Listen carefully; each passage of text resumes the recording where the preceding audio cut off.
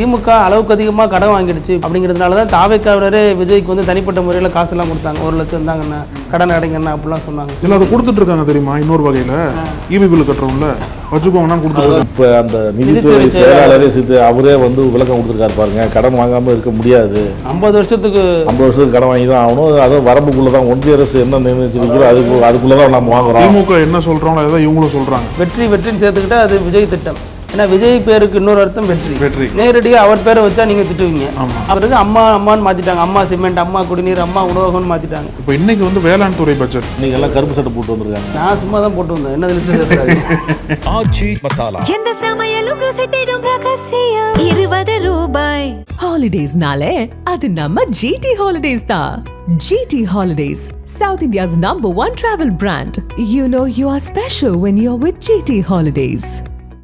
தாவேக்கா அரசு முதல் பட்ஜெட் மிகப்பெரிய அளவில் எதிர்பார்த்தாங்க. நாம் எதிர்பார்த்தது அன்றைக்கி சட்டசபையில் ஏதாவது நடக்கும் அப்படின்னு. ஏன்னா முதல் நாள் வந்து உதயநிதி கைது அது சென்னையிலேருந்து தஞ்சாவூர் வரைக்கும் அழைச்சிட்டு போய் திருப்பி அங்கேருந்து வந்தது.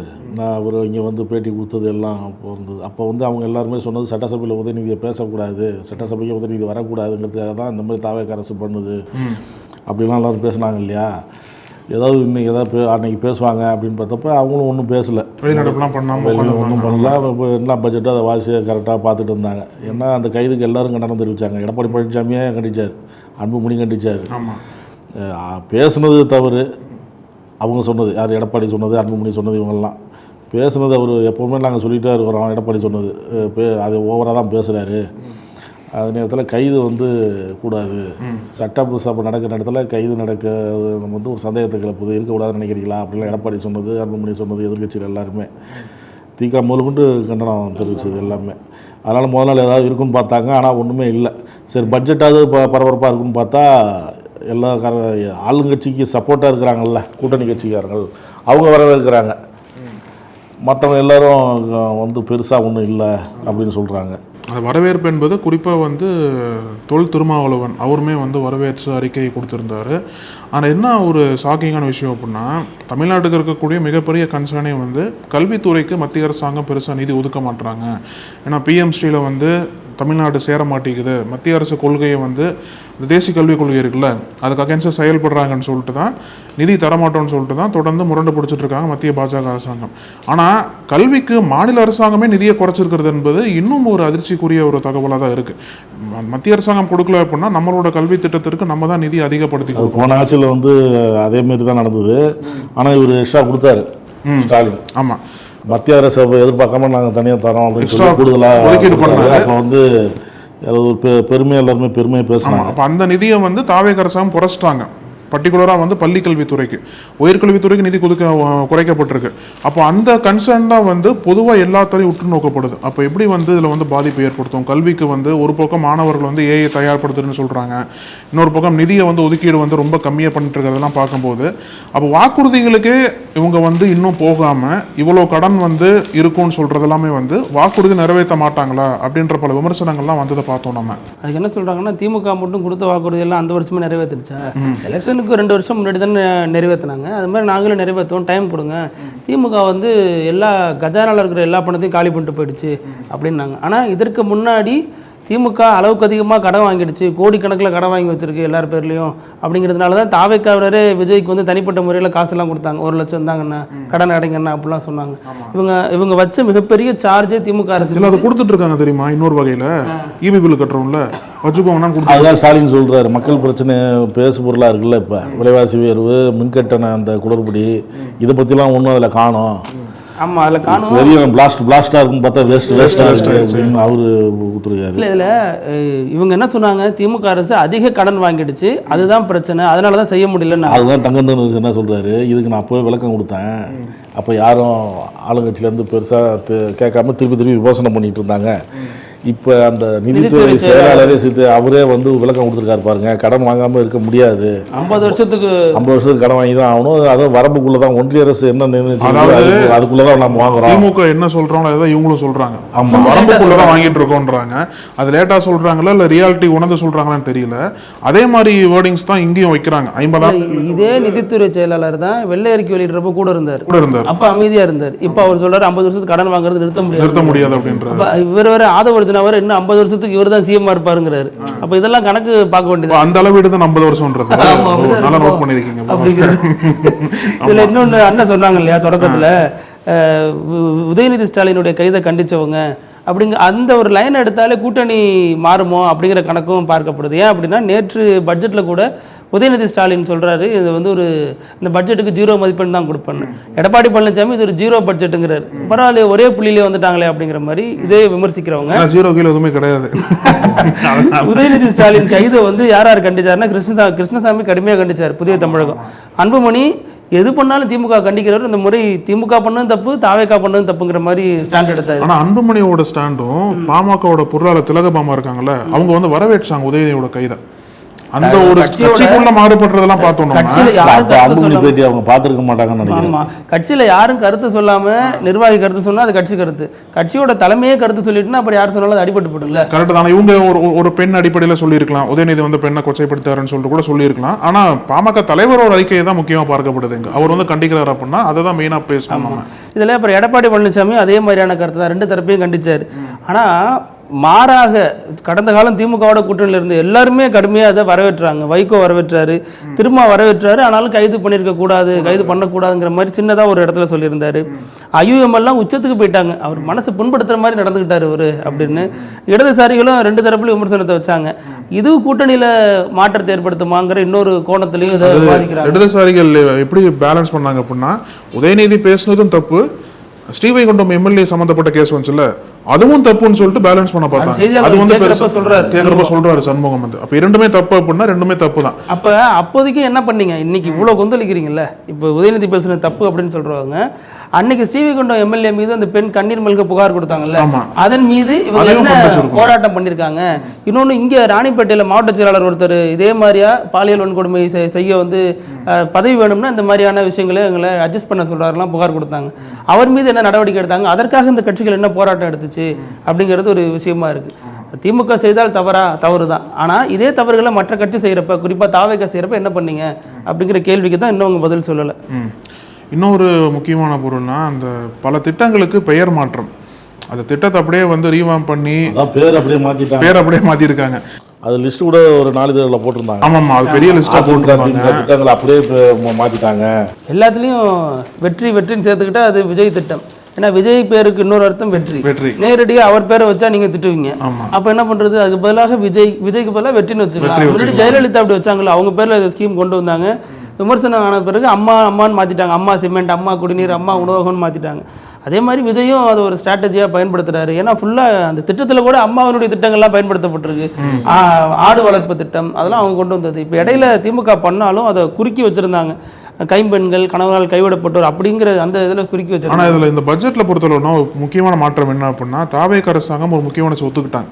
எதை ஒத்துக்கிட்டாங்க அப்படின்னா, திராவிட கட்சிகள் கொண்ட திட்டங்களை வந்து நம்ம வந்து முற்றிலுமாக ரத்து பண்ண முடியாது, அதில் தெளிவாக இருக்காங்க அவங்க. அதனால தான் பேரை வேணால் மாற்றிக்கலாம். ஏன்னா திராவிட கட்சிகளுக்கு மாற்றா அவங்க தாவேக வந்திருக்காங்கன்னு சொல்கிறாங்க இல்லையா. ஆனால் மாற்றா வந்தாலுமே வந்து திட்டத்தை மொத்தமாக மாற்றி புது திட்டத்தை அறிவிக்கிறது தான் இயல்பாக இருக்கும். ஆனால் இவங்களோட ஸ்டாண்ட் என்னவா இருக்குது அப்படின்னா, அதில் உறுதியாக இருக்காங்க. அவங்க திட்டத்தை கை வச்சோம் அப்படின்னா நமக்கு பேக் ஃபயர் ஆகிடும். பெண்களுக்கான இலவச பயணமாகட்டும், கல்வியில் வந்து காலை உணவு திட்டமாகட்டும், மதிய உணவு திட்டமாகட்டும், அதெல்லாம் வந்து நீங்கள் கேன்சல் பண்ணீங்க அப்படின்னா உங்களுக்கு அகைன்ஸ்டாக முடிஞ்சிடும்னு சொல்லிட்டு தான் இவங்க அதில் கை வைக்கிறதுக்கே தயங்குறாங்க. அதனால தான் பேரையாச்சும் மாற்றிக்கலாம்னு சொல்லிட்டு திட்டங்களுக்கு பேரை மாற்றுறதுலாம் இப்போ வந்து வழக்கமாக பார்த்துட்டு இருக்கோம் நம்ம. ஆமாம், அதில் பெரிய ஆனால் உண்மையுமே எதிர்பார்த்தது என்ன எதிர்பார்த்தோமோ அது நடக்கல அப்படிங்கிறது தான் எல்லாருமே சொல்கிறது.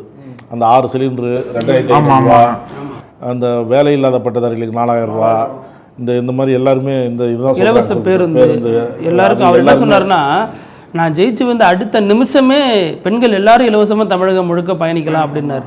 ஆனால் ஜெயிச்சு வந்து 3 மாதம் ஆயிடுச்சு, இன்னமும் அதை பற்றின மூச்சு பேச்ச விட மாட்டேங்குது அரசு. அப்படிங்கிறப்ப அதெல்லாம் பெண்களுக்கு பெரிய ஏமாற்றம். 20,000 கோடி அளவுக்கு நீங்கள் கடன் பெரிய சாதனை அதான் அப்படின்னு எடப்பாடி பழனிசாமிலேருந்து எல்லாருமே சொல்கிறது அதுதான். 3 மாதத்துல எவ்வளோ வாங்கிருக்கீங்கன்னா இன்னும் எவ்வளோ வாங்க போகிறீங்களே தெரியல.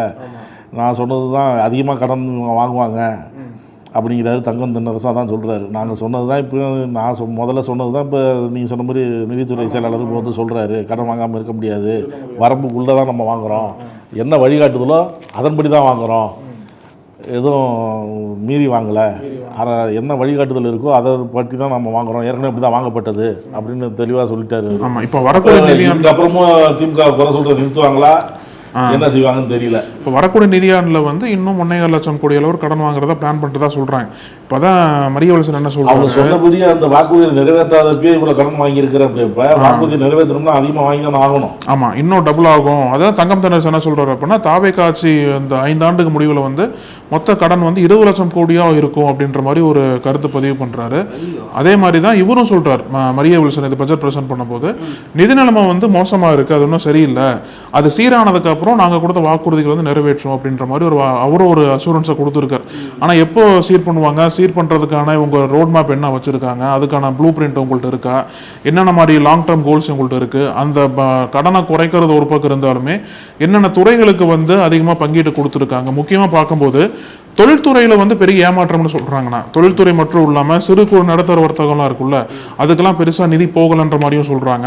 பெருசாக அந்த கல்வித்துறைக்கும் நிதி ஒதுக்கீடு கம்மி பண்ணது இதெல்லாமே வந்து பெரிய ஒரு ஏமாற்றமாக தான் முடிஞ்சிருக்குன்ற மாதிரி தான் பொதுவான கருத்தாலும் வைக்கப்படுது. அரசியல் கருத்தையும் தாண்டி பொருளாதார கருத்தாகட்டும், பொதுவான மக்கள் கருத்தாகட்டும். பொதுவான மக்கள் கருத்து என்ன, 2500 ரூபா கொடுப்பாங்கன்னு சொல்கிறாங்க.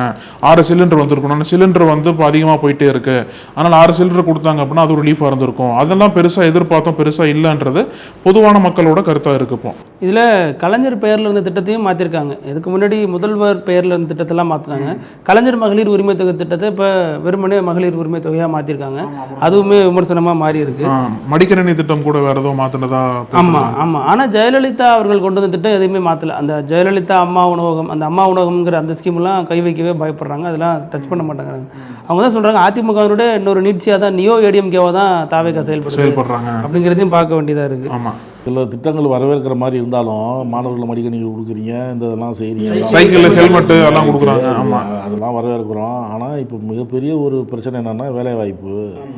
அதுக்கு எதுவுமே இதில் ஒன்றுமே இல்லையே அப்படிங்கிறாரு வீரபாண்டியன். ஆமாப்பா, ஜென்சிக்கள் எதனால போராடினாங்க, வேலைவாய்ப்பு இல்லாதது ஒரு காரணமாக தான் இருந்துச்சு டெல்லியில் நடந்த போராட்டம். இங்கே ஜென்சிக்கள் விஜய்க்கு வாக்களித்ததாக விஜயே சொல்கிறார் பல இடங்கள்ல. அப்போ அவங்களுடைய பிரதான கோரிக்கை, பிரதான பிரச்சனைனாலே வேலை இல்லாதது தான்.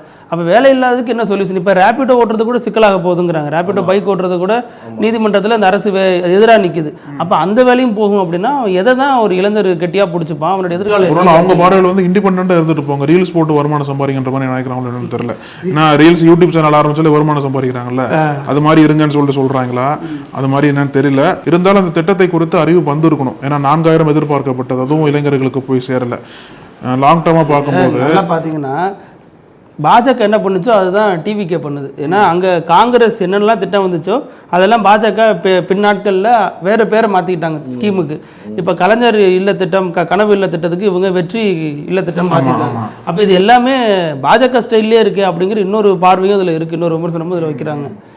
மகளிர் உரிமை திட்டத்தை பற்றி எப்போ செயல்படுத்துவோம், இப்போ என்ன நிதி பற்ற அதை பற்றியும் பேசலை அப்படிங்கிறாரு. ஆமாம், ஒரு வார்த்தை கூட அதை பற்றி பேசலை. உதயநிதிக்கு சொல்கிறது தான். இப்போ இன்னைக்கு வந்து வேளாண் துறை பட்ஜெட், அதாவது கருப்பு சட்டை போட்டு வந்திருக்காங்க. ஆமாம், எதிர்கட்சியெல்லாம் கருப்பு சட்டை போட்டு வந்திருக்காங்க. எதுக்காக போனால் நான் சும்மா தான் போட்டு வந்தேன், என்ன லிஸ்ட்டில் சேர்த்துறாங்க. ஆமாம், அது அந்த காவிரி நீர் விவகாரம் குறித்து பெருசாக பேச மாட்டாங்க. அந்த கடன் தள்ளுபடி பண்ணுறது அறிவிப்பு நேற்று எதிர்பார்த்தோம், ஒரு வருமானம் தெரியல அப்படின்ட்டு அவங்கெல்லாம் கருப்பு சட்டை போட்டு வந்திருக்கிறாங்க. இன்னைக்கு என்ன எதிர்பார்க்கப்பட்டது அப்படின்னா, சரி நேற்றுக்கு தான் வேளாண் துறையில் வந்து அந்த கடன் தள்ளுபடி கொடுக்கல, விவசாயிகள் எதிர்பார்த்தாங்களா. கோஆபரேட்டிவ் பேங்க்ஸில் வந்து முன்னாடி சொன்ன வாக்குறுதி ஒன்று, இவங்க கொடுத்த வாக்குறுதி ஒன்று. அதனால வந்து முற்றிலுமா எல்லா கடனும் தள்ளுபடி இருக்குன்னு சொல்லிட்டு வேளாண் துறை பட்ஜெட்னா அதில் அறிவிப்பு இருக்குன்னு சொல்லிட்டு எதிர்பார்த்தாங்க. ஆனால் அந்த அறிவிப்பு வராதது ஒரு பெரிய ஏமாற்றம் தான் விவசாயிகளுக்கு. ஏன்னா அது குறித்துமே எந்த விதமான ஒரு சமிக்கையும் தெரியல, கடன் தள்ளுபடி பண்ணுவாங்க அப்படின்ற ஒரு இதுவே தெரியாமல் தான் வேளாண் பட்ஜெட் வந்து அமைச்சர் வினோத் வந்து பிரசன்ட் பண்ணிட்டு இருக்காரு. இதில் இன்னொன்று சொல்கிறாங்க, இப்போ எல்லா திட்டத்தையும் இவங்க அறிவிக்கிறாங்க. இப்போ தாலிக்கு தங்கம், பட்டுப்புடவை இதெல்லாம் கொடுக்குறாங்க. தாலிக்கு தங்கம் மாதிரி திருமணத்துக்கு ஒரு பவுன், அப்புறம் பிறந்த குழந்தைகளுக்கு கொடுக்குறாங்க. தங்கம் விற்கிற விலை என்ன, பட்டுப்புடவை விலை என்ன, இவங்க ஒதுக்கி இருக்கிற பட்ஜெட்டோட நிதி அளவு என்ன, இதெல்லாம் ஒப்பிட்டு பார்த்தா நடைமுறையில் சாத்தியமா அல்லது இன்னும் கூடுதலாக கடன் வாங்குவாங்களா அப்படிங்கிற ஒரு இன்னொரு கோணத்தையும் எதிர்கட்சிகள் கடுமையாகவே முன்வைக்கிறாங்க. ஆனால் இது குறித்து தெளிவான விளக்கம் எதையும் அரசு கொடுக்கல. இப்போ நூலகங்களுக்கு ஒதுக்கின நிதி பத்தலை அப்படிங்கிறதும் அரசு குற்றச்சாட்டாக இருக்குது. அப்போ அதுவும் நீங்கள் என்ன பண்ணுவீங்க? ஏன்னா இப்போ கல்விக்கு தான் முக்கியத்துவம் கடந்த ஆட்சியில் கொடுத்தாங்க. அதனால தான் தாலிக்கு தங்கத்தை நிறுத்திட்டு ஒரு பெண்ணுடைய உரிமை அப்படிங்கிறது சொத்து கிடையாது, ஒரு பெண்ணுடைய மிகப்பெரிய சொத்தே அவங்களுடைய கல்வி தான் அப்படிங்கிறத நோக்கி அரசு நகர்ந்துச்சு. அப்போ இங்கே இது வந்து இது ஏன் ஒரு தடுமாற்றமாக இருக்கா, அல்லது அரசு பிற்காலங்களில் ஏதாச்சும் அதுக்காக திட்டங்கள் வச்சுருக்கா அப்படிங்கிறதும் எதிர்பார்க்கிற ஒரு ஸ்கீமாக இருக்குது. ரெண்டாவது இப்போ வேளாண் மோதிரம் திட்டம் சொல்கிறாங்கல்ல, அதுவும் ஒரு விமர்சனம் வந்திருக்கு. பிறந்த குழந்தைகளுக்கு கொடுக்குறதா சொன்னீங்க முதல்ல. ஆமாம், எல்லா குழந்தைகளுக்கும் இப்போ அரசு மருத்துவமனை ஜிஎஸ்ல மட்டும் தான் கொடுக்குறோம். இப்போ அதுவே சில பேர் என்ன சொல்கிறாங்க, அரசியல் கட்சி தலைவர்களே சில பேர், நீ மருத்துவத்தை அரசு மருத்துவமனையில் மருத்துவத்தை ஒழுங்காக கொடு, மோதிரம் நாங்கள் வாங்கிக்கிறோம், அது ஒன்றும் பிரச்சனை இல்லை. கரெக்டு. நீ 1 கிராம் மோதிரத்தை கொடுப்ப, அது எங்களுக்கு இப்போ இது இல்லை. அங்கே எலி ஓடுது, எலி இப்போ அண்மையில் நம்மலாம் படித்தோம்ல, எலிலாம் காலை கடிச்சிட்டு போனது.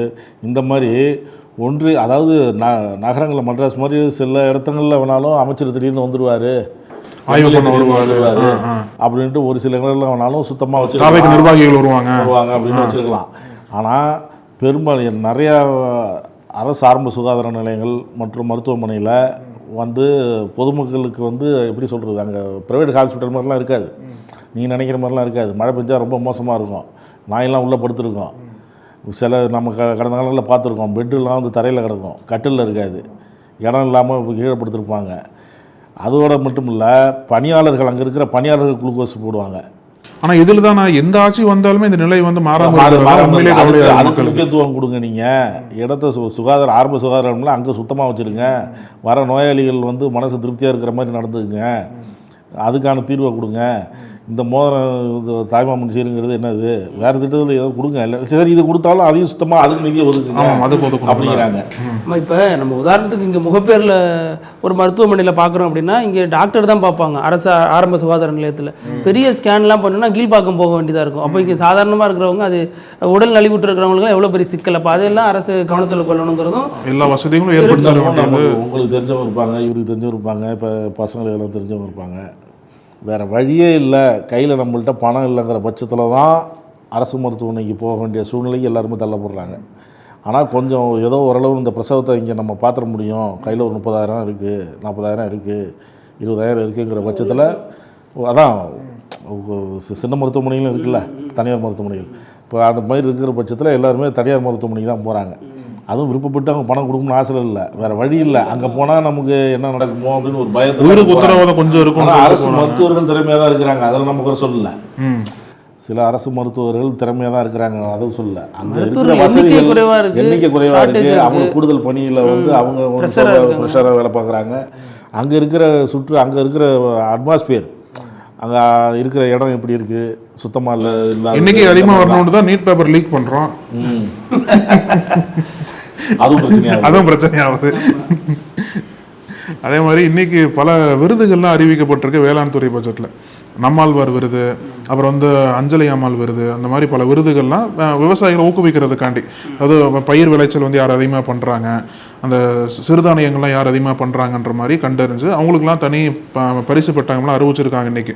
அது மட்டும் இல்லாமல் சில துறைகளில் வந்து நிதியை வந்து கொஞ்சம் கொடுத்துருக்கிறதா சொல்கிறாங்க. அதெல்லாமே ஒரு பக்கம் வரவேற்றாலும் அதிகமாக எதிர்பார்த்தது வந்து இந்த காவிரி நீர் தான். ரொம்ப டிலே ஆகிட்டு இருக்குது, அங்கே வந்து சாகுபடியே பாதிக்கப்பட்டிருக்கு. அப்படின்ற சமயத்தில் இந்த போன திமுக ஆட்சியிலே வந்து அந்த நெல் குடோன்லாம் வந்து ஓப்பனாக இருந்தது, மலைகளை பாதிக்கப்பட்டனா சொன்னாங்கல்ல, அது குறித்து பெரிய அறிவிப்புலாம் இன்னும் பெருசாக பண்ணியிருக்காங்களா அப்படின்ற ஒரு கேள்வி தான் இன்னும் நம்மளுக்கு இருக்குது. அது குறித்து விவசாயிகள் சங்கத்திலிருந்து யாருன்னா ஒரு அறிக்கை கொடுத்தாங்க அப்படின்னா அது குறித்து நம்ம வந்து இன்னும் டீட்டெயிலாக பேசுறதுக்கு இன்னும் கொஞ்சம் நம்ம வசதியாக சொல்லணும்னா, இப்போ டாஸ்மாகில் போய் இந்த பிராண்டு வேணும் அப்படின்னு கேட்கறதுல சிக்கல் இருக்குது. நிறைய சரக்கு இல்லை, ரெண்டாவது கூட்ட நெரிசலில் வாங்க வேண்டியதாக இருக்குன்னு அரசு என்ன பண்ணுது, ஆன்லைனில் கொண்டு வருது. இப்போ ஆன்லைனில் கொண்டாடுது. இப்போ அந்த எது என்ன சொல்கிறாங்கன்னா, அந்த 10 ரூபாங்கிறது எக்ஸ்ட்ரா வாங்குறாங்க, அது நிறுத்துறதுக்காக ஆன்லைனில் கொண்டு வராங்க. திமுக ஆட்சியில் பெரிய பேசு பொருளாக இவங்க உருவாக்குனாங்க. அப்புறம் இந்த பக்கம் வந்து 20 ரூபா வாங்கினாங்க. 20 ரூபா வாங்குறாங்க. இவங்க 20 ரூபா வாங்குறது இவங்களால கட்டுப்படுத்த முடியல. அவங்களும் என்னமோ பண்ணி பார்த்தாங்க, இல்லை வாங்க மாட்டாங்க அப்படி இப்படிலாம் சொல்லி பார்த்தாங்க. அவங்களே வந்து போராட்டம் பண்ணிட்டாங்க. யார் வேலை செய்கிறவங்க பண்ணாங்க. வாங்க முடியாதுன்னா எப்படி சார் வாங்காமல் இருக்க முடியும், அப்போ மற்ற செலவுலாம் யார் பார்க்குறது அப்படின்னு சொல்லிட்டாங்க. இப்போவும் அவங்க ஒரு அறிக்கையை விட்டாங்க, மற்ற செலவுகள் எல்லாத்தையும் அரசு ஏற்றுக்குச்சுன்னா நாங்கள் ஏன் வாங்க போகிறோம் அப்படிங்கிற மாதிரி. இந்த பிரச்சனைக்கு ஒரு முற்றுப்புள்ளி வைக்கணும், என்னடா பண்ணுறதுன்னு தெரியாமல் தான் இது வந்திருக்கு. ஆனால் பெரும்பாலும் யார் வாங்குவா இது? இல்லை இது அதான், இது இப்போ ஒரு குடிபோதையில் இருக்கக்கூடியவங்க, இந்த குடியை விரும்புகிறவங்களுக்கு அரசு இவ்வளோ செஞ்சு கொடுக்குது அப்படின்னா, விவசாயிகள் இப்போ அழகு சொன்னார்ல, நெல் மூட்டைகளில் இன்னும் அதுக்கு சரியான கிடங்குகளில் அங்கங்கே டிபிசி சென்டரில் இன்னமும் வந்து நெல் மூட்டைக்கு 40 ரூபா 50 ரூபா 60 ரூபான்னு வாங்குறாங்க. அதுக்கெல்லாம் என்ன தீர்வு கொண்டு வந்துச்சு அரசுங்கிற ஒரு கேள்வி. நேற்று ப்ரெஸ் மீட் வச்சாங்க கிருஷ்ணசாமி, தனியரசு, வேல்முருகன், அவங்க 3 பேர் சேர்த்துட்டாங்களா? ஆமாம், அவங்க 3 பேர் சேர்த்துக்கிட்டு ஒரு ப்ரெஸ் மீட் வச்சாங்க. கருணாஸ் அவங்களாம் இப்போ வந்து இல்லை கருணாஸ் அன்சாரி மட்டும் சார் இந்த பக்கம் உண்டு. ஆமாம், இவங்க 3 பேர் இப்போ போன தடவை கூட்டணியில் பெருசாக எதுவும் இல்லை. இவங்க 3 பேர் ஒரு ப்ரெஸ் மீட் வச்சாங்க. இன்றைக்கி கூட வேளாண் துறை அமைச்சர் சொன்னார்ல, ஊழல் அதிகமாக இருக்குது இப்போ அப்படின்னு ஒரு வார்த்தை சொன்னதுக்கப்புறம் எல்லாம் சவுண்ட் விட்டதுக்கப்புறம் நீங்கள் வேளாண் அறிக்கையை மட்டும் படிங்க, மற்றது வேண்டாம் ஆமாம்மா அப்படின்னு சபாநாயகர் சொல்லிட்டார்ல. ஆமாண்ணா, நீங்கள் சொன்னது கரெக்ட். அமைச்சர் வினோத் வந்து விஜய் புகழையே பாடிட்டு இருந்த ரொம்ப நேரமா எதிர்கட்சிகள் அப்படின்னு பார்த்தீங்க. இதுக்கு முன்னாடி ஜெயலலிதா இருந்தப்போ தான் இப்படிலாம் பெரிய அளவில் கவிதை பாடுவாங்க. அது சட்டமன்றமா கவிதை மன்றமானே தெரியாத பிரச்சார கூட்டம்னு தெரியாம இருக்கும். ஜெயக்குமார்லாம் நல்லா வாசிப்பாங்க. ஆமாம், சபாநாயகரே சொல்லிட்டாரு இதை மட்டும் படிங்க அப்படின்னு சொல்லிட்டாரு. ஊழல் எல்லாம் ஒழிச்சிருக்கோம், ஊழல் புறையோடி கிடந்தது அப்படின்னு சொன்னப்போ சவுண்ட் விட்டோன்னே நீங்கள் இதை மட்டும் படிக்கின்ட்டு. இப்போ இவங்க என்ன சொல்கிறாங்க, 3 பேரும் ப்ரெஸ் மீட் வச்சு ஊழல் குறைஞ்சி போச்சுன்னு இவங்க சொல்கிறாங்க. அது ஆதரத்தோடு நிரூபிங்க. இப்போ நீங்கள் சொன்ன மாதிரி மூட்டைக்கு வாங்குறது இன்னும் நடந்துட்டு தான் இருக்குது. வாங்காமலாம் இல்லை, யாரும் வாங்கிட்டு தான் இருக்கிறாங்க. அவங்க அதை எப்படி சொல்கிறாங்கன்னா, முதல்ல ஆஃபீஸில் வாங்கிட்டு இருந்தாங்கன்னு சொன்னீங்க, சரி ரைட்டு நடந்ததை விட்டுருவோம். இப்போ தான் நீங்கள் மாற்றி வந்துட்டீங்கல்ல, இப்போ எங்கே வாங்குறாங்க தெரியுமில்ல, மரத்தடியிலையும் டீ கடையிலையும் வாங்கிட்டு இருக்கிறாங்க. அங்கே போய்ட்டு நான் அங்கே வரேன் அப்படி போயிட்டு வாங்கிட்டு இருக்கிறாங்கன்னு கிருஷ்ணசாமியே சொல்கிறாரு. அதுக்கு என்ன சொல்லணும், மக்கள் என்ன சொல்ல போனால் விஜய் பேரை சொல்ல வேண்டியதானே, ஊழல் கொடுக்க மாட்டேன்னு சொல்ல வேண்டியதானே. அவர் தான் சொல்லியிருக்காருல்ல, என் பேரை சொல்லுங்க சொன்னாலும் டீ கடையில் வாங்கிட்டு தான் இருக்காங்களா, அதான் அவர் சொல்கிறாரு. இல்லை, உங்களுக்கு மூட்டை எடுக்கணுமா வேண்டாமா, நெல் மூட்டையா, விஜயின் பேர் சொன்னீங்கன்னா எடுத்துருவாங்களா? எடுக்காமல் போயிட்டா அந்த விவசாயியோட நிலைமை என்ன ஆகும்? சினிமா பஞ்சா சொல்ல நல்லா இருக்கலாம், அந்த இடத்துல பேசுறதுக்கு உனக்கு நல்லா இருக்கலாம். அவர் வந்து கரூரில் வந்து அந்த பேசுறதுக்கு மேடை பேச்சுக்கு அது நல்லா இருக்கு.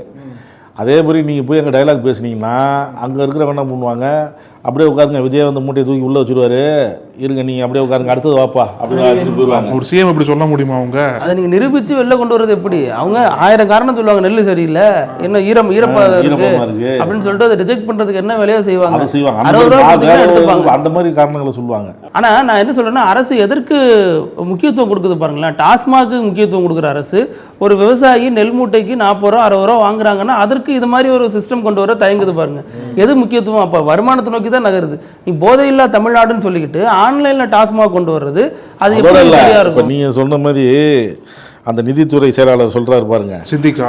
ஆமா, டாஸ்மாக் மூலம் தமிழக அரசு கடந்த நிதியாண்டில் 56,000 கோடி வருவாய் கிடைச்சது.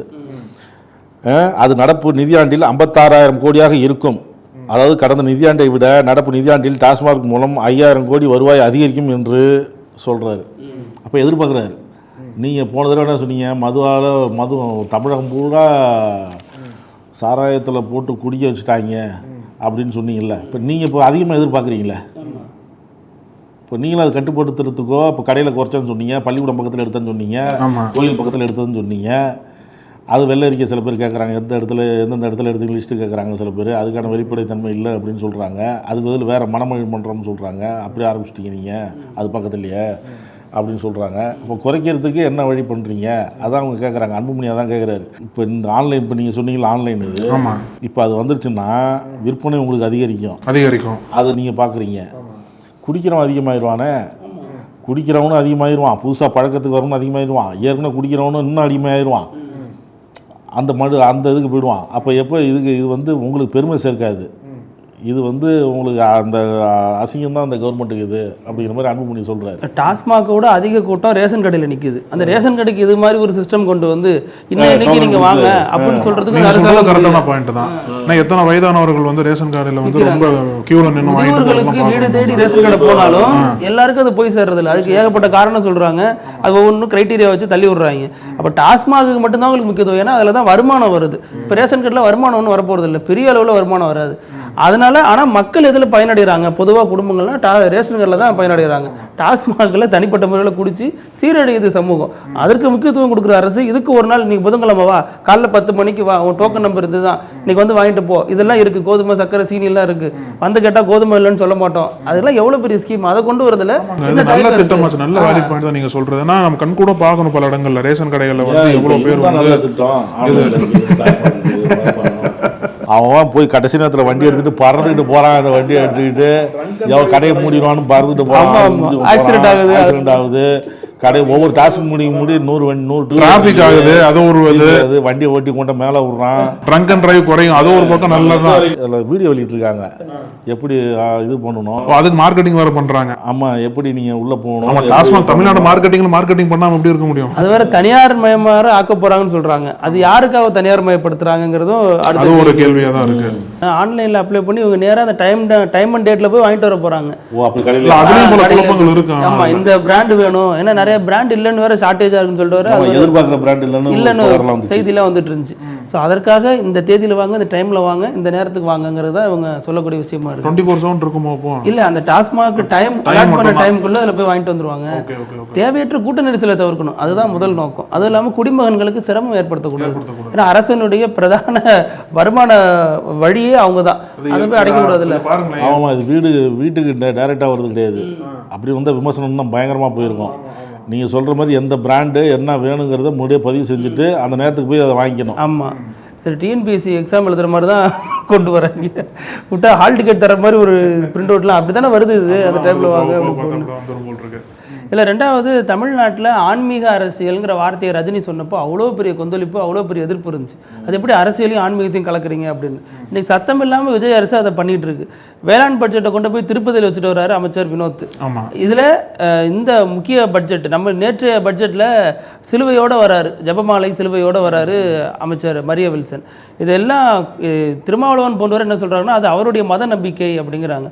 அதை எப்படி கவுண்டர் அட்டாக் பண்ணுறாங்க அப்படின்னா, விசிகா பொருளாளர் இருக்கார் இல்லையா, அவருடைய மனைவியை ஷர்மிளா என்ன சொல்கிறாங்கன்னா, இதே மாதிரி நாளைக்கு மத்திய பட்ஜெட்டில் ராமர் சிலையோட நிர்மலா சீதாராமன் வந்தால் அதையும் இதே மாதிரி தான் பார்ப்பீங்களா அப்படிங்கிற ஒரு கேள்வி வைக்கிறாங்க. இதை தமிழ்நாட்டு கேள்வி எழுப்பியிருக்காங்க, திருமாவளவனுக்கு பதில் கேள்வி எழுப்பியிருக்காங்க. இது இவர் சொல்கிறது நியாயமா? இது வந்து மத நம்பிக்கை அப்படின்னா அப்போ அவங்க பண்ணுறதும் மத நம்பிக்கை தானே, அது எப்படி ஒரே ஸ்கேல் வச்சு பார்க்க முடியுமா அப்படிங்கிற ஒரு கேள்வியை எழுப்பியிருக்காங்க. பொதுவான பட்ஜெட் இல்லாத பொதுவானது தானே. ஆமாம், அதில் வந்து எந்த விதமான மதத்தையும் கொண்டு வரக்கூடாது. ஆமாம், இது அரசுக்கு மதம் கிடையாது. அரசு ஒரு பட்ஜெட்டை கொண்டு வருதுன்னா அப்போ அதை எப்படி திணிக்கிறீங்க? எதுக்காக நீங்கள் மதத்தை கொண்டு வந்து அங்கே சட்டமன்றத்துக்கு கொண்டு வரீங்கிறது தான் கேள்வியாக இருக்கு. சபாநாயகர் முதல்ல வாசிக்கும் போதே அவங்க ஒரு விமர்சனம் வந்துச்சுல்ல. ஆமாம், நேத்திக்கு முந்தின நாளும் பரபரப்பாக இருந்ததில்ல, முந்தின நாளும் உதயநிதி பரபரப்பு, நேத்திக்கு வந்து சட்டசபையில் என்னன்னு சொல்லி எல்லாரும் கவனமாக அதிலே இருந்துச்சு. இதில் வந்து என்ன ஆச்சுன்னா, இந்த காக்ரோச் போராட்டம் நடந்தது இல்லை, அது பற்றிய வழக்கு நேற்று உச்சநீதிமன்றத்தில் வந்தது. இது வந்து பல பேர் கவனத்துக்கு, அதாவது நம்ம அதில் கவனம் செலுத்தலை நிறையா பேர். இன்றைக்கி நாளிதழ்கள் எல்லாம் வந்திருக்கு. மாணவர்களை சரியான முறையில் கையாளணும். அவங்க அது ஒரு வழக்கு ஒருத்தருக்கு போட்டிருக்கிறார், மாணவர்கள் மீது தான் தப்பு, அது வன்முறையில் ஈடுபட்டாங்க, கல்வி சித்தாங்களெல்லாம் அவங்க தான் அப்படின்னு. உடனே உச்சநீதிமன்றம் சொல்லுது, நீங்கள் அணுகுமுறை வந்து கொஞ்சம் இதாக இருந்திருக்கணும். இதே உச்சநீதிமன்றம் தான் முன்னாடி இது விசாரிக்க டைம் இல்லைன்னு சொன்னாங்க. தலைமை நீதிபதியே சொன்னார் விசாரிக்க டைம் இல்லைன்னு சொல்லிட்டு போனார். இப்போ அதே உச்சநீதிமன்றம் வந்து வழக்கெடுத்து விசாரிக்கிறது ஒரு பக்கம் நியாயம் தான்.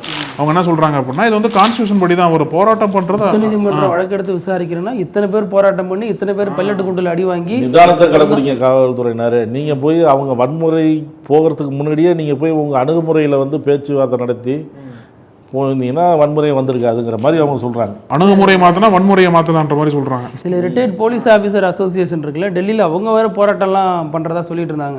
ஏன்னா போலீஸாரை அந்த மாணவர்கள் தாக்கிட்டாங்க அப்படின்னு.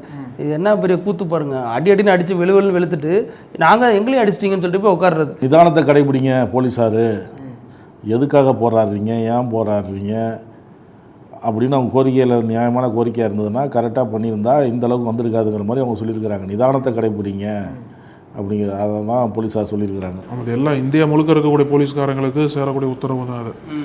அது இப்படி தான் பார்க்க வேண்டியதாக இருக்குது உச்சநீதிமன்றம் சொன்னதுனால. ஏன்னா முன்னாடி அந்த வழக்குகள்லாம் வாபஸ் வாங்கலன்னு சொல்லிட்டு மீண்டும் போராட்டம் பண்ணுறதுக்காண்டி பல எச்சரிக்கையெல்லாம் கொடுத்தாங்க. காக்ரோச் இல்லை, கொஞ்ச நாளைக்கு முன்னாடி அந்த தாக்குதலில் காயமடைஞ்ச போலீஸார் மனைவிகள், குடும்பத்தினர், அவங்க மகள்கள், மனைவியெல்லாம் வந்து பேட்டி கொடுத்தாங்க. அவங்க வந்து அவங்க மேலே தான் தப்பு, நான் என் கணவர் வந்து அடிபட்டுட்டே வீட்டுக்கு வந்தார் அப்படின்லாம் அவங்கெல்லாம் பேட்டி கொடுத்தாங்க. ஆனால் ஜெயராஜ் பென்னிக்ஸ் வழக்கில் பாதிக்கப்பட்ட குடும்பத்தினர் போராட்டம், அவங்க ஆர்ப்பாட்டம் பண்ணதெல்லாம் ஒரு புறம். அதில் போலீஸாரை கைது பண்ணி உள்ள அழைச்சிட்டு போகிறாங்கல்ல, அப்போ அவங்களுடைய மனைவிகள்லாம் ரோட்டில் உட்காந்து போராட்டம் பண்ணாங்கல்ல, பாவம் எதுவுமே தெரியாது, ஒன்றுமே பண்ணலங்க. சொன்னது மேலதிகாரி சொன்னது தானே செஞ்சாங்க அப்படிங்கிற மாதிரி அவங்க மேலே என்ன நடவடிக்கை எடுத்தீங்க அப்படின்லாம் கேட்டாங்க. எல்லாருக்கும் அவங்க தரப்பு நியாயம் இருக்குது. ஆனால் ஸ்பாட்டில் யார் பாதிக்கப்படுறா, யாரால பாதிக்கப்படுறாங்கிற வச்சு தானே நடவடிக்கை எடுக்க முடியும். அது ஜெயராஜ் பென்னிக்ஸ் நீங்கள் சொன்னீங்கல்ல, அந்த சம்பவத்துக்கு அப்புறம் போலீஸார் இந்த மாதிரி ஒரு தண்டனை கிடைச்சி இன்னமும் மறுபடியும் அடுத்தடுத்து நடந்துட்டு அருணாச்சலம் வரைக்கும் வந்து நிற்கிது, அடுத்த வந்து நிற்கிது அப்படியே. இப்போ அதான் சொல்கிறாரு, மோடி பாஜக புது எம்பிக்கள் வந்திருக்காங்கல்ல, ஆமாம், அவங்கள்ட்ட சொல்கிறார், அரசியலில் மக்களின் நம்பிக்கையை பெறுவது கடினம், இழப்பது ஈஸி. புரிஞ்சுக்கிட்டாரு இப்போதான் அவர் வழியா. அவங்க நம்பிக்கை பெறுறது அவ்வளோ கஷ்டம், ஒரு கொஞ்ச நாளில் இழந்துடலாம், அது ஒரு பெரிய விஷயம் இல்லை அப்படின்னு அட்வைஸ் எல்லாம் பண்ணியிருக்காரு. எப்படி இருக்கணும், போகணும், வரணும் எல்லாம் சொல்லி. ஏன்னா முதல்ல மிகப்பெரிய ஒரு போராட்டம் நடத்தி காக்ரோச் பாட்டில் ஒரு இவர் சொன்ன மாதிரி ஒரு கவுன்சிலர் கிடையாது, ஒரு எம்பி கிடையாது, எதுவுமே இல்லாமல் மிகப்பெரிய ஒரு மினிஸ்ட்ரியை வந்து ரிசைன் பண்ண வச்சுட்டாங்கல்ல. அப்போ நம்பிக்கை பெறுறது கஷ்டம். அப்போ அதுக்கேற்ற மாதிரி இந்த அரசு நடந்துக்கணும். அதை இனிமேலாவது மோடி புரிஞ்சு வரானு தெரியல. நேற்று இன்றைக்கி பேப்பர்லாம் அதான் வந்துருக்கு, எம்பி புதிய எம்பிக்கிட்ட வந்து அட்வைஸ் பண்ணுறாரு. அவர் அட்வைஸ் பண்ணுறது இருக்கட்டும், இவர் அந்த மாதிரி நடந்துக்கணும் அப்படிங்கிறது தான். நமக்கு ஸ்கூலில் சொல்லுவாங்கள்ல, நல்ல பேர் எடுக்கிறது ரொம்ப கஷ்டம், கெட்ட பேர் நொடியில் எடுத்துடலாம். அதோட இன்னொரு வருஷம் அதான் அவர் அட்வைஸ் பண்ணியிருக்காரு. இன்னொன்று இது வேற, நேற்று இந்த முதல்வரை வந்து பேச வேண்டாம் சட்டசபையில், இனிமேல் எதுவாக இருந்தாலும் அவை முன்னவர் செங்கோட்டையனே பேசிப்பாருன்னு தாவேக ஆலோசனை கூட்டத்தில் முடிவெடுத்ததாக செய்திகள்லாம் வெளியானுச்சு. அதை எடுத்து எம்எல்ஏக்கள் ஆலோசனை கூட்டம், ஆமாம், எம்எல்ஏக்கள் அந்த சட்டமன்ற கூட்டத்தொடருக்கு முன்னாடி நடந்துச்சுல்ல பனையூரில், அந்த அதாவது உதயநிதி கைது அன்னைக்கு ராத்திரியில் இவங்க பண்ணிட்டு இருந்தாங்க. அதில் உதயநிதி ஸ்டாலின் கருத்து சொல்லியிருக்காரு, முதல்வருக்கே முன்ஜாமீன் கேட்டு வச்சுக்கிறாங்க அப்படின்னு அந்த இதிலே கண்டிச்சு இன்னொரு செய்தி வெளியாக இருக்குது. எதுக்கு எடுத்தாலும் முதல்வர் நீங்கள் பேச வேண்டாம், அதுதான். இப்போ நீங்கள் சொன்னது அவை முன்னவர் செங்கோட்டையன். இன்னொன்று என்னென்னா, இன்னும் கடுமையாக திமுகவோ இல்லை எதிர்கட்சியில் விமர்சனம் பண்ணிச்சுன்னா, நம்மகிட்ட கூட்டணி அமைச்சர்கள் இருக்கிறாங்கல்ல, அவங்க சும்மா இருக்கிறாங்க, அவங்க அனுபவிக்கிறாங்கல்ல. நாம ஆட்சி அமைச்சிருக்கிறோம், அவங்க வந்து சும்மா அனுபவிக்கிறது சும்மா இருக்கிறாங்க, அவங்கள கத்த விடுங்க. காங்கிரஸ் ரெண்டு அமைச்சர்கள் தாவேகாவோட வன்னியரசும் காங்கிரஸ் அமைச்சர்கள் தான் கடுமையாக திமுக இருக்கிறாங்க. அவர் எலும்பு உடைச்சிருன்னு சொன்னால் எல்லாருக்கும் எலும்பு இருக்குன்னு சொல்றது வன்னியரசு தான் சொல்றாரு, தாவேகா அரசு சொல்ல மாட்டேங்கிறாங்க. அதனால இப்போ வந்து எல்லாருமே நாம ஏதாவது ஒன்று சொல்லி நமக்கு எதுக்கு வந்துக்கிட்டு, நமக்கு அனுபவம் இல்லை, ஏதோ ஒன்று பேசுனா வேற விதமாக ஆயிடுது. இப்போ அவங்க பேசட்டும் அப்படின்னு அவங்கள வந்து பேச சொல்லியிருக்காங்களாம். அதிகாரத்தில் பங்குன்னு அதிகாரத்தில் மட்டும் பங்கு, விமர்சனத்திலையும் பங்கு, எதிர்வினை விமர்சனம் வரும்ல, அதையும் பாதி நீ எடுத்துக்க. கரெக்ட் தான் இருக்கும். அமைச்சர் எப்படி டாக்டிஸா பண்றாரு திருமாவளவன் இந்த கட்சிகள்லாம்னா, ஆட்சியில் பங்கு எடுத்துக்கிறாங்க, விமர்சனம் வந்தால் தாவேகாவுக்கு அட்வைஸ் பண்ணுற ஸ்டேஜோட நிப்பாட்டிக்கிறாங்க. இவங்களும் தான் அரசியல் பொறுப்பு, இவங்க பதில் சொல்லணும். இவங்க விமர்சனத்தை என்ன வச்சுக்கிட்டு, ஏன் சேலம் ஒதியத்தூரில் இன்னும் அம்பேத்கர் சிலையை திறக்க முடியலன்னு கேட்டால் அரசுக்கு கோரிக்கை வச்சிருக்கோம். நீங்கள் தாங்க அரசு, நீங்கள் தான் நடவடிக்கை எடுக்கணும், அரசு நடவடிக்கை எடுக்கணும்னு சொல்லிட்டே இருந்தால் என்ன அர்த்தம்? கரெக்ட் தான். அது அவர் போராட்டம் பண்ணணும். திமுக ஆட்சியில் இருந்தால் போராட்டம் பண்ணிப்பார்ல. திமுக அவர் தானே சொன்னார், திமுக ஆட்சியில் நாங்கள் எவ்வளோ போராட்டம் பண்ணியிருக்கிறோம் அப்படின்னு வன்னியரசுன்னு சொன்னார், அவங்களும் சொல்லியிருக்கிறாங்க.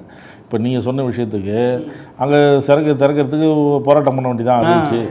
இல்லை, வேங்கவியல் குடிநீர் தொட்டியில் மலம் கலந்ததுக்கு அவ்வளோ கொந்தளிச்ச கட்சிகள் திண்டுக்கல்ல ஒரு பள்ளியில் மலம் கலந்துருக்காங்க. அப்போ இது என்ன பாரபட்சமான பசங்க வந்து அது இதோட கொடுமை இல்லையா? சின்ன பிள்ளைங்க குடிக்கிற தண்ணி தொட்டியில் மலம் கலந்துருக்காங்கன்னா அப்போ அதை வந்து என்ன பார்வையில் விமர்சிக்கிறாங்க, அல்லது இந்த அரசு எடுத்த நடவடிக்கை என்ன அப்படின்னா எதுவுமே இல்லை. விசிகா பெரிய அளவில் போராட்டம் பண்ணிச்சா, அல்லது அன்னைக்கு விமர்சித்த கட்சிகள் பெரிய அளவில் போராட்டம் பண்ணாங்க? அன்னைக்கு இறங்கி ஆக்டிவிஸ்ட் சிலர் இருந்தாங்கல்ல, தலித் ஆக்டிவிஸ்ட்லாம் போராடினாங்கல்ல, அவங்க தலித்துகளுக்காக மட்டும் போடுவாங்களா? அந்த பள்ளிக்கூடத்தில் தலித் மாணவர்களே கிடையாதா? அவங்களுக்குலாம் ஏன் போராடலை? அப்போ ஆட்சி தான் இங்கே பெரிய அளவில் முக்கியமாக பார்க்கப்படுதா? திமுகவா தாவேகாவா, யார் இருக்காங்க, கீழே என்ன நடக்குது, யாருக்கு எதிராக போராடுறோம், இப்படி தான் பார்க்குறாங்கிறதும் புரிய மாட்டேங்குது. ஒரு கால் வைக்கிற மாதிரி இங்கேயும் பேசுகிறாரு அங்கேயும் பேசுகிறாரு அப்படின்னு விமர்சனம் திருமாவளவன் மேலேயும் வந்துக்கிட்டு இருக்குது. இப்போ வந்து காவிரி விவகாரத்தில், மேகதாது விவகாரத்தில் அவர் வந்து என்ன சொல்கிறாருன்னா, பிடிவாதம் பிடிக்கக்கூடாது தாவேகா அரசு. கர்நாடகாவில் பாருங்கள், எல்லாம் அனைத்து கட்சி எல்லாம் வந்து இந்த விஷயத்தில் ஒன்று சேர்றாங்க, இந்த விஷயத்தில் வந்து பிடிவாதம் பிடிக்காமல் இங்கேயும் வந்து அனைத்து கட்சி கூட்டம் கூட்டணும் அப்படின்னு இங்கேயும் ஒரு குத்துறாரு. ஆமாம், அது வன்னியரசுல சொல்லணும், அவர் தானே அமைச்சரவையில் இருக்காரு. இவங்க இருந்துக்கிட்டு வெளில இருந்து எப்படி இந்த அரசு விமர்சிப்பாங்கன்னு புரிய மாட்டேங்குது. ஆட்சியில் பங்குனாலே ஆட்சியில் நீங்கள் ஒரு ஆள் தான், அப்புறம் நீங்கள் நல்லவர் மாதிரி நீங்கள் மட்டும் மக்களுக்கு நல்லவர் மாதிரி இருந்துட்டு தாவேகா மட்டும் கெட்டவங்களா காட்டுறது எப்படி சரியாக இருக்கும்? இப்போ இத்தனை பிரச்சனைகளை பட்டியலிட்டீங்களா? செப்டம்பர் 8 வரைக்கும் சட்டமன்றம் இருக்குது, இந்த பட்ஜெட் கூட்டத்தொடர். அதனால் வந்து இன்றைக்கி 2 பட்ஜெட் முடிஞ்சு, நேற்றுக்கு புது பட்ஜெட், இங்கே வேளாண் பட்ஜெட். இந்த பட்ஜெட்டே பெரிய ஏமாற்றம் தான் சொல்கிறாங்க. இந்த பட்ஜெட் குறித்து மட்டும் இல்லாமல் இத்தனை பிரச்சனைகள் குறித்தும் நிச்சயமாக எதிர்க்கட்சிகள் வந்து சட்டமன்றத்தில் குரல் எழுப்புவாங்க. இன்னும் 1 மாத காலத்தில் வந்து ஏகப்பட்ட நியூஸும் பேசலாம். ஆமாம், இன்னைக்கு வேளாண் பட்ஜெட் நாம இங்கே பேசியிருக்க நேரத்தில் வேளாண் பட்ஜெட் அங்கே ஓடிட்டு இருக்கு. நம்மள்ட்ட ரெகுலராக பேசுவார்ல பால்கி, அரசியல் விமர்சகர், அவர் கம்யூனிஸ்ட் இயக்கங்களுடைய சேர்ந்தவர் தான். தொடர் விவசாயிகள் போராட்டம் எல்லாத்திலையும் பங்கேற்றுக்கிறார். அவனால் தொடர்பு கொண்டு கேட்போம், இன்னைக்கு விவசாயிகள் பட்ஜெட் என்ன அப்படின்னு எப்படி இருக்குன்னு. இதுக்காக திரும்பி நம்ம நியூஸ் ரூமில் உட்கார வேண்டாம்ல. அதுக்காக பாராட்டுறாங்களா, ஏற்றுக்கிறாங்களா, விமர்சிக்கிறாங்களா, விமர்சிக்கிறாங்களா? ஹலோ தோழர் வணக்கம். வேளாண் பட்ஜெட் பார்த்துருப்பீங்க. ரெண்டும் பார்த்தேன். பொதுநிலை பட்ஜெட்டும் பார்த்தேன், வேளாண் பட்ஜெட்டும் பார்த்தேன். பொது பட்ஜெட் இன்னைக்கு வந்து வேளாண் பட்ஜெட் தான். அதில் என்ன விவசாயிகள் எதிர்பார்த்தாங்க? விவசாயிகளுக்கு மன திருப்தியா இருக்கா? எப்படி? ஆமாம், தமிழ்நாடு அரசினுடைய முதல் பட்ஜெட் விஜய் தலைமையிலான அரசு மிகுந்த எதிர்பார்ப்புகளோடு விவசாயிகளால் பார்க்கப்பட்ட ஒரு பட்ஜெட். குறிப்பாக தேர்தல் கால வாக்குறுதிகளில் விவசாயிகளுக்கு சம்பந்தப்பட்ட சில விஷயங்களை முந்தைய அரசை விட இந்த அரசு நல்லது செய்யும் என்ற ஒரு பெருத்த எதிர்பார்ப்பு வெற்றி கிடைச்ச உடனே எல்லா மக்கள் மத்தியிலையும் அதிகமாக இருந்தது. குறிப்பாக விவசாயத்தில் அதிகமாக ஈடுபடக்கூடிய பெண்களுக்கு இதில் வந்து மிகுந்த பெருந்த ஏமாற்றத்தை இந்த அரசு தந்துள்ளது. எப்படின்னு பார்த்தீங்கன்னு சொன்னால், எல்லா மாநில பட்ஜெட்டோட இந்த பட்ஜெட் கம்பேர் பண்ணும்போது, ஒப்பீடு செய்யும் போது பார்த்தீங்கன்னா, எந்த அளவுக்கு இந்த கடன் சுமையை குறைத்திருக்க வாய்ப்பு இருந்ததோ அந்த வாய்ப்பை பயன்படுத்தாமல் அலட்சியமாக கடன் தொகையை இந்த 5 மாசத்துல மிகப்பெரிய அளவுக்கு, குறிப்பாக 25,000 கோடியை பெற்றிருப்பது இந்த அரசினுடைய விவசாயத்தின் மீதான பார்வை சரியாக இல்லை என்பதை உணர்த்துகிறது. இன்னும் சொல்ல போனா, நீ சலுகை கொடுக்கறது அப்புறம், நான் வாங்கின கடன்ல நீ போட்டிருக்கக்கூடிய அறிவிப்பு வெறும் 17% ஆட்களுக்கு தான் பயன்பட்டது, பெரும்பகுதியான ஆட்களுக்கு கிடைக்கல என்ற ஃபீட்பேக் கிடைச்ச உடனே பட்ஜெட்லயாவது அது சரி செய்யப்படும் என்ற எதிர்பார்ப்பு இருந்தது. நீங்க பால் ஆரம்பிச்சு உழவர் சந்தைக்கு போகிற காய்கறியாக இருக்கட்டும், அல்லது விவசாயிகளுடைய இடுபொருளுக்கு தேவையான, அதாவது உரம் உட்பட இருக்கக்கூடிய விஷயத்துல ஏற்பட்டிருக்கக்கூடிய இந்த நெருக்கடியையாவது இந்த அரசு விடுவிக்கும் என்ற எதிர்பார்ப்பு சுத்தமாக பொய்த்து போயிருக்கிறது. புகழ்பாடுகின்ற வேலை விவசாய அமைச்சரால் அந்த நிதி அமைச்சரை விட அதிகமாக பண்ணப்பட்டது. திருப்பதிக்கு போயிருக்குதே, திருப்பதி வெங்கடாஜலபதி அருளால ஏதாவது ஒரு மாற்றம் நிகழும் என்பது சுத்தமா அவருடைய அருளாலையும் கூட நமக்கு எதுவும் கிடைக்கல என்பதுதான் இந்த பட்ஜெட்ல நம்மளுக்கு ஏற்பட்டிருக்கிறது. பெயர் மாற்றம், எல்லா ஸ்கீம்லையும் பேரை மாற்றி வச்சுட்டு ஒதுக்கீடை குறைச்சிட்டு, அல்லது அந்த புதிய பெயர்ல புதிய ஒதுக்கீடு என்ற பெயர்ல வாசிக்கப்பட்டுள்ளது.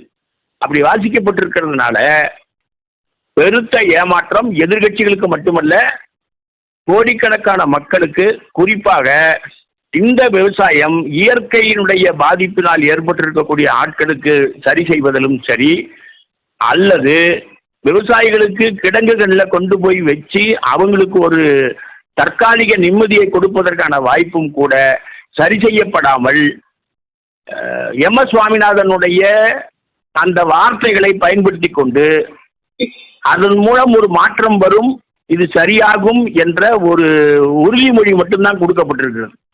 வெற்றி பட்ஜெட் என்று அவர்கள் சொல்வதற்கு இதில் எதுவுமே இல்லை. வெறும் வெற்று பட்ஜெட் தான்.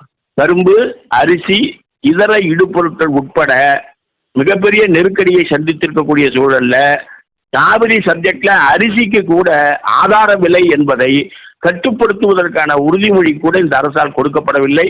அதனால இருக்கிறதுலேயே மோசமான பட்ஜெட்டாகத்தான் இந்த விவசாய பட்ஜெட் இருக்கிறது. ஓகே சார், நன்றி நன்றி நன்றி. இப்போ நீங்கள் சொன்ன மாதிரி மதுபான விற்பனைக்கும் மதுப்பிரியர்களுடைய திருப்திக்கும் அதிகமாக விருப்பம் செயல்படுற அரசு வந்து விவசாயிகளுக்கு அவங்க எதிர்பார்த்த கோரிக்கையும் அவங்களுக்கு எதிர்பார்த்ததும் பெரிய அளவில் நிறைவேற்றலை அப்படிங்கிறது தான் தெரிய வருது. ஆமாம். நக்கீரன் டிவிக்கு சப்ஸ்கிரைப் செய்யுங்கள்.